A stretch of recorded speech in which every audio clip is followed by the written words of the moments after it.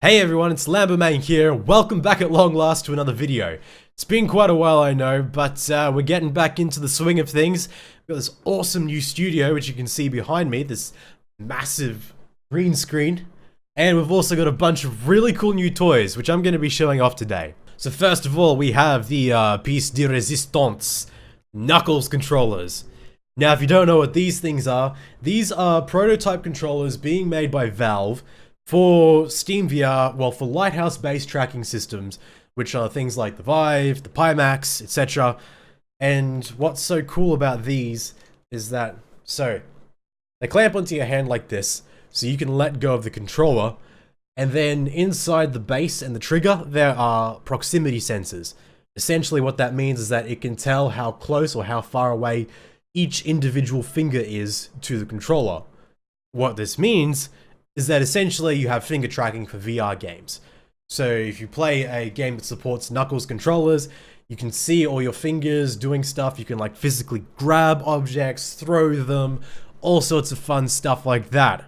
The other cool thing about these controllers is that it's got buttons like the Rift controller. If you played with the Vive, you'll know that all it's got is it's just got like this big massive touchpad and then like a menu button and a system button. This has got a touchpad as well, but it's been shrunk down to about half the size.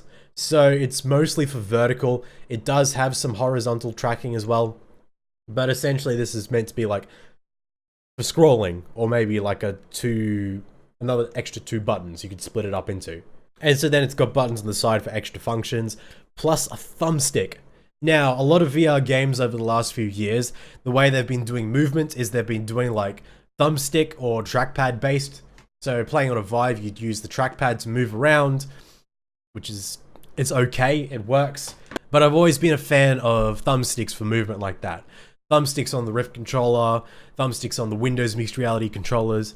So I'm really glad that I can now use thumbsticks with my Vive. So that's pretty much all the cool stuff with the Knuckles controllers. If you're wondering how I got my hands on these, well, my main job is as a VR developer, so I get to play with lots of cool dev kits. That's how I got the Windows mixed reality headset back in the day. That's how I've gotten Rifts and stuff like that, because I make stuff for VR. If you want to check out some of the cool content that I'm making for the Knuckles controllers, for Rift, for Windows mixed reality, all that kind of stuff, I'll leave a link down below to the YouTube channel for my development work. Check it out, we got a bunch of pretty awesome stuff coming. So if you're wondering when you'll be able to get your own set of Knuckles controllers, probably still a while yet. Like I said, these are prototypes. There's still a few iterations before it's ready for a consumer release. So these ones that I've got here are the EV3s. In fact, just last week, they announced a new version, which are the Knuckles DV. So the DV stands for Design Validation. And essentially what that is that these Knuckles EV3s are feature complete. So pretty much all the features that are on this are what's going to be on the consumer release. Design validation is to tweak the features and make sure they work nicely, just fixing small issues. So things like the resistance of the trigger, I believe that's been made a bit stiffer. The feeling of the thumbstick has been changed around as well. Slight button placements, just small tweaks like that. So after the DVs, my understanding is that after the DVs, there'll be one more prototype version, which will be like the final validation, essentially like a test run of the consumer versions, and then the consumer version itself. So if I had to make a guess, probably not until second quarter of next year at the earliest. So how these things are going to be released, don't really know that either yet. Presumably they'll come as a standalone product, so you can buy them for your Vive if you've got one already. Whether they come bundled with headsets, I don't know yet. Valve and HTC sort of seem to be splitting apart a bit. HTC sort of going their own way with the VR side of things, is my understanding. So, don't know if we'll see it bundled with the Vive. However, there have been rumors of a Valve-branded VR headset coming out. Not just rumors, like full-on leaked photos and stuff like that. So maybe we'll see that next year. We'll see a Valve-branded headset bundled with Knuckles controllers. That would be pretty awesome if they did that, because the Lighthouse tracking is open to manufacturers to use. But so far, nobody's really done it. There's been HTC, that's about it. So if Valve were to make their own headset, or even just to make a reference design for headsets, they might be able to get some more manufacturer support, which would be awesome for VR, awesome for Steam VR, and awesome for Lighthouse tracking. So I'm really hoping we see that next year.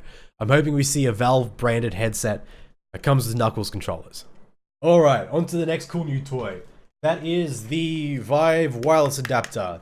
This weird reindeer antler looking thing. Now, the Vive Wireless Adapter is a bit of old news. I mean, I believe it came out in September in the US and the UK, or Europe. However, down in Australia, it didn't come out until November. Kind of a weird delay, but it's here finally. I've finally got one, been using one for a few weeks now. This thing is pretty good. Expensive, but pretty good. Like, I've been using VR since the DK1, and I'm kind of used to cables by now, but to like ditch the cable completely is so good. I love it so much. There's no like visible latency, none that I can pick up on, no degradation of the image quality, the actual like tracking and visibility of the wireless adapter is really good. Doesn't matter what sort of movements I'm doing, where my hands are, it still is always able to get a signal to that wireless adapter. So this thing has been working way better than I expected it to.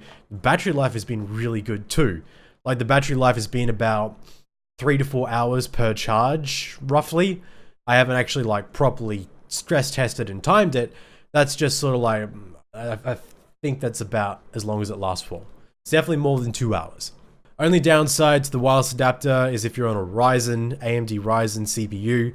I believe people have been having issues getting it to work with AMD Ryzen CPUs because this is based off of Intel's WiGig technology and, you know, Intel AMD. Something's not really working well together there. Don't know whose side the fault lays on. It's probably a bit of both, I believe. So, yeah, the sooner they can get that to work, the better. Intel wants WiGig to be the standard for wireless VR, so they gotta make it work on as many devices as possible. So I reckon we'll see a solution, a fix to that sometime soon, I would hope. I really hope. This thing is really good. Like I said, the battery life is also pretty awesome. The batteries are essentially just portable chargers you'd use for your phone. It just has to support the Quick Charge 3 standard, and it's good to go. So I can essentially just plug and play batteries. In the middle of a game, if my headset runs out of power, unplug one battery, plug in the next, Steam VR doesn't crash, the game doesn't crash, takes a few seconds for it to pick up on the headset again, but then you're pretty much good to go. Yeah, I wasn't expecting it to work that well. I was expecting to have to like restart Steam VR every time I change batteries. But no, that's another good thing about the adapter. Okay, on to the last toy. And that is, if we get my headset again, this funny little looking microphone thing you can see on the side of the headset. Now, you may have seen a lot of VR YouTubers using microphones like that, and usually they'll be using what's called the mod mic. If you haven't heard of the mod mic, essentially what it is, it's a microphone with an adhesive pad that's meant for sticking onto sets of headphones like these. Ones that don't have microphones built into them. Like, for example, these are the Audio Technica M50Xs, which are really nice headphones, by the way, but they don't have a microphone. So the idea is that you can stick a mod mic onto the side of this and turn it into a gaming headset. So I used to use a mod mic, never was really a fan of it. The audio quality wasn't as good as I was hoping it would be. I mean, it was still better than what was built into the Vive itself, just not the best. So when I was at PAX Australia recently, I saw at the Audio Technica booth, they had this new microphone called the Audio Technica ATGM2. And essentially, it's their competitor to the mod mic. Now, like as I said, I use Audio Technica headphones, which I really like. I've used Audio Technica lapel mics back in the day, and they've been really good. So I was like, it's Audio Technica. It's probably going to be a decent microphone. I'm going to buy one and give it a shot. So I did, and it is pretty good. I really like it. I do find it better than the mod mic. I do prefer the audio quality of the Audio Technica to the mod mic. They're both priced similarly. So if you are looking to get a microphone for your Vive or your Rift, definitely look into the Audio Technica ATGM2. Now this thing plugs into a USB audio interface that I have on the back here. The cable is a bit long, so I have had to bundle it up a bit. But yeah, USB audio interface, and then that gets fed into, get a better grip on this.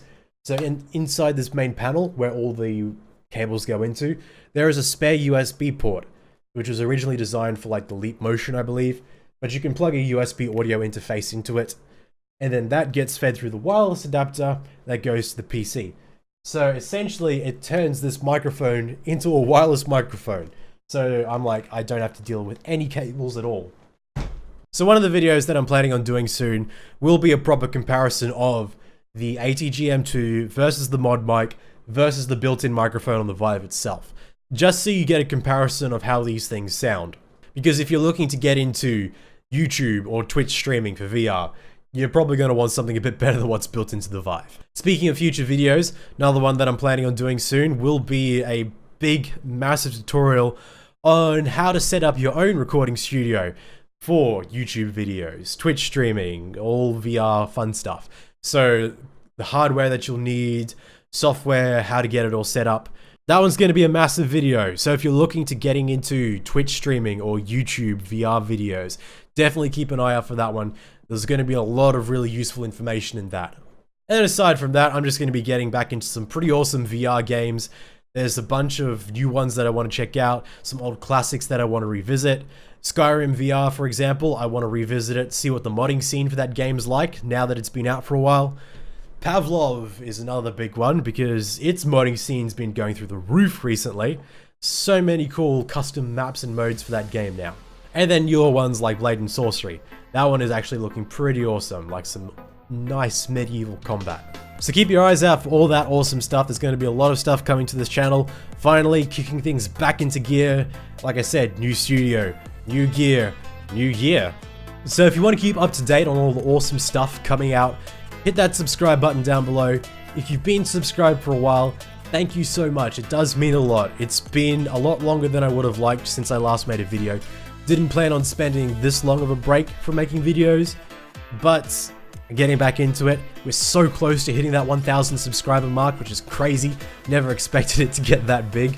So let's see what the new year brings. It's gonna be awesome. See you around.